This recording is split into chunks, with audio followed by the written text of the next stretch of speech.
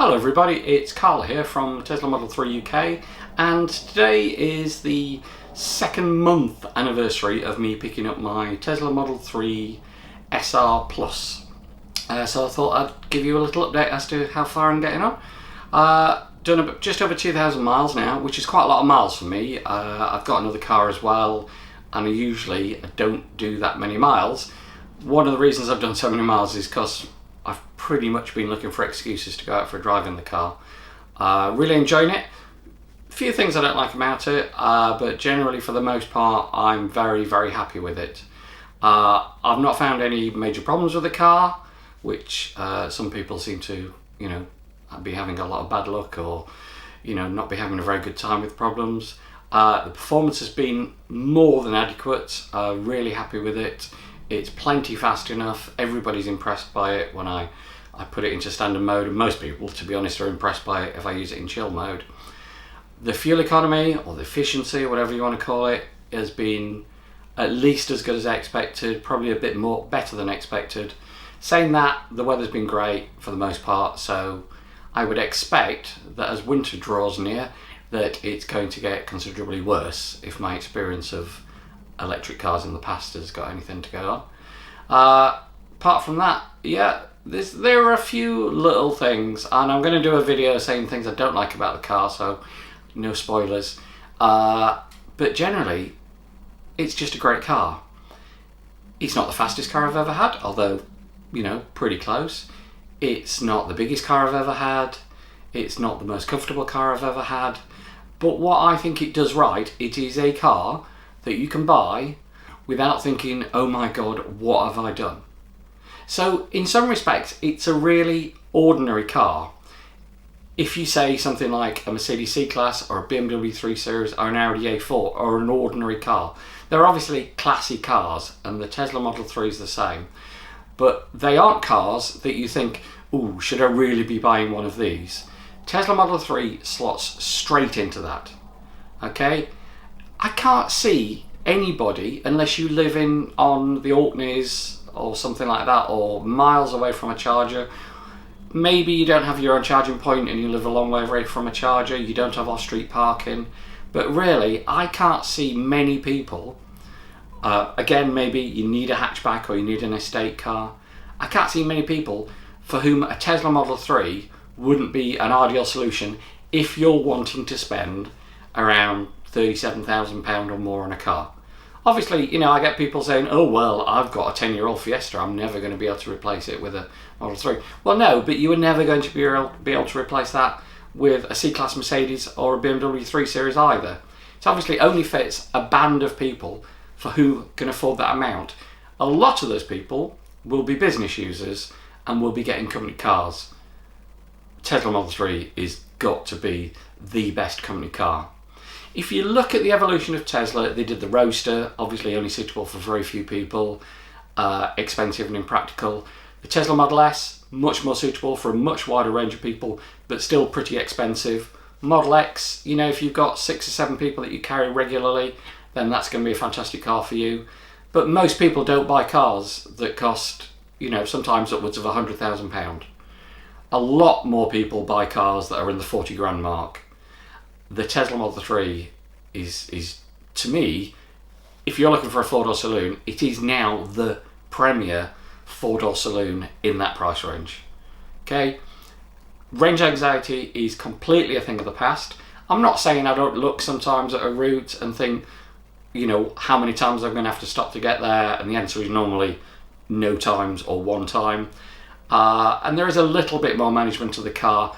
But really, I would happily get in that car, drive to Penzance now, drive to Aberdeen, without a second thought. I'd just put the route in the car and the car would tell me what to do. It's just the best all-round electric car on the market. There are other fantastic electric cars, and to be honest, most electric cars are fantastic. They all have their niche in the market. So if you're looking for a hatchback, you've got the Zoe at the smaller end, you've got the Leaf. If you're looking for a crossover type, you've got the e-Niro, and you've got Kia, you've got Hyundai, you've got Renault, you've got Nissan. Obviously BMW i3, the Mini's coming, which I think the Mini will be a fantastic car. But in its niche, in the 40 grand car market, the Tesla Model 3 has got to be the best car you can get. I was speaking to some friends of mine, two fellow Model 3 owners, and one of them, his parents had just bought a Leaf. And it sort of suggested they get a Model 3, but you know, he obviously he's got one now, and he sort of pushed them towards that. But they were quite happy with the Nissan. They've had a Nissan before, so they're happy to buy a Leaf. The Leaf cost almost as much as the Tesla Model 3. That's fine. Nissan Leaf is a fantastic car, and I'm not going to besmirch its reputation in any way, but it really isn't a Tesla Model 3. Okay, unless you were desperate for a hatchback, then I can't see any particular reason that you ever choose a Leaf over a Tesla Model 3, unless you're a little bit wary about the reputation that Tesla have got for their administration. Now, I've been incredibly lucky. I've had no problems with my car. I've not had to get in touch with Tesla. But if you go on the forums, you would think that Tesla can do no right. Now, the thing about the internet is people who are whinging and complaining, and rightly so, I mean, I'm not saying they're whinging and complaining without right, are the people who are most likely to say anything. I don't go onto the Facebook forums every day and say, you know what, I'm really happy with my Tesla Model 3 and it's fantastic. And I'm very sympathetic to all those people that are having problems. So, you know, and if I have a problem and if Tesla screw me around, then I am going to be upset about it. But I know a lot of Tesla owners go out of their way to find problems in the car. I think Tesla have brought it on themselves. It's not the owner's fault. There's a little bit of paranoia, but people have shown me errors on their car that I've looked at it and thought, I can't see anything wrong. I mean, to give you an example, I had a Jaguar XF. It was 3 months before I realised that the back doors didn't lock. Okay, so maybe I'm not the best person to be able to tell whether there's a problem or not, but I don't think people realise that when you buy in a brand new car, it's never ever going to be perfect. And I've never had a car that's been perfect from day one. I've had cars, second-hand cars, that I've driven off the lot and they've broken down on the way home. Okay, these are cars that from a dealer that just didn't work straight away. So Tesla are doing a lot better than that, as far as I'm concerned. So 2 months in, really happy with the efficiency, happy with the mileage I got out of it. You know, I literally will. One of the things about it is, I just did a little run up to the post office, drop a couple of parcels off. Now, there is a post office slightly closer. I could have walked to it if I'd wanted to. A little bit clumsy because of the parcels. But and if it was my wife's petrol car, I would be like, oh, let's wait until we got another parcel and then I'll take a few at once. But I was really like, yeah, great, I get to drive the Tesla again. It was only 2 miles each way, but that's fine. I got to drive the Tesla again. I'm always happy to drive that Tesla. I'm looking at trips. We're thinking, oh, where can we go next? You know, started looking at, oh, how would I get to the Isle of Wight? How would I charge if I went to the Isle of Wight? It's an enthusiast car. It's not a Ferrari, it's not a Lamborghini, it's not a sports car. It is a comfortable, practical, cheap to run car. So again, got any questions? Put them in the notes below. I'm always really quick to try and answer questions because I know a lot of people are still wary about buying something like this. It's quite unusual and you know, it's quite a bit of risk for a lot of people, I think. So feel free to ask me any questions. If you want to come and see the car and you're in Lincoln, hook me up with a message on Facebook and I'll do my best to fit you in and we'll go for a test drive. I've given lots of test drives.